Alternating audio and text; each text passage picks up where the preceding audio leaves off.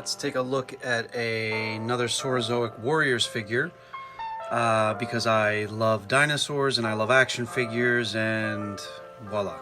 And we are looking at Pava Pergia, I'm going to call her. Let's just call her Pava. This is the second figure from Wave 2 that I picked up of the Saurozoic Warriors line. The first of Wave 2 I got was the Ankylosaurus, and that was a pretty good outing, a pretty good figure. So I have no reason to stop. Pava here is a female character. There's her bio if you want to read. And the product shots of her made her seem a little bit boring.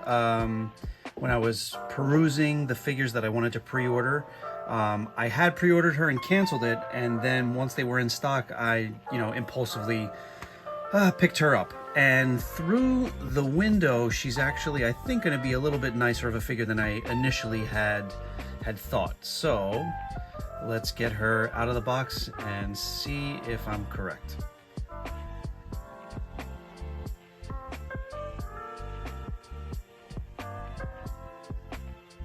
My first impressions of the product shots of this figure, yeah, were definitely off, because she is pretty impressive for several different reasons. Okay, where do I begin with this figure?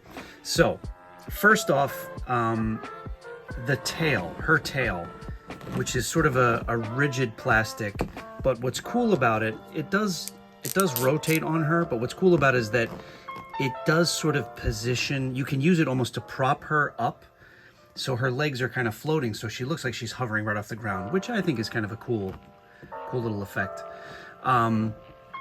She has a lot of delicate detail work that I could not make out. Oh, that fell.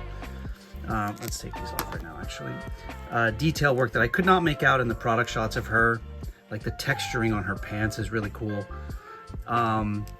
The other nice thing is that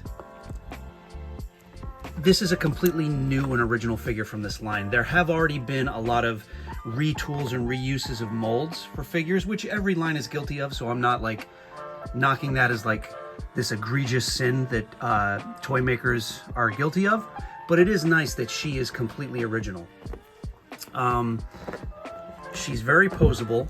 The neck has two points of articulation. She does have the jaw that opens and closes like all the figures in this line do, only it's kind of slight on this one. The turtleneck is such a nice little touch. It is its own separate piece, but I love it nonetheless. These holsters and straps are very detailed. She's got a throwing star molded into it and picked out with paint. She comes with a very delicate little pistol. It is really cool, as well as two very stylish swords that are, I don't even think that come on, I don't think the color is coming through on camera, but these are really bright, almost like an orange neon pink. There is one peg hole on her back. One sword sheath fits into the other one so that they can both be stored on her back. She's got the holster for her pistol.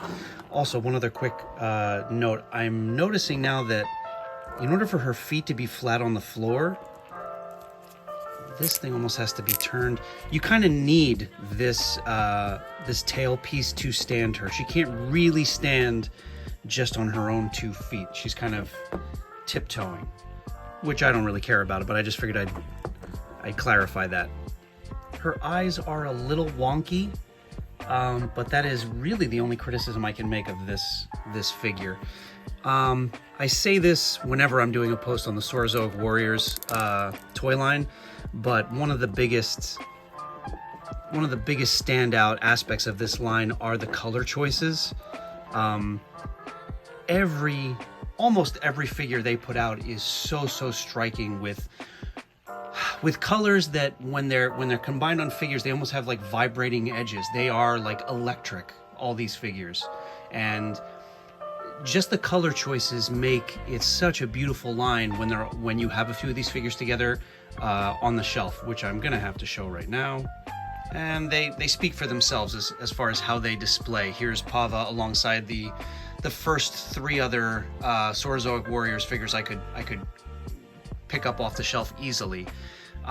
Somebody over at Boss Fight Studios or whoever is in charge of creative for this toy line is putting a ton of care into the color choices and the color palettes that they're using, and I for one really appreciate it.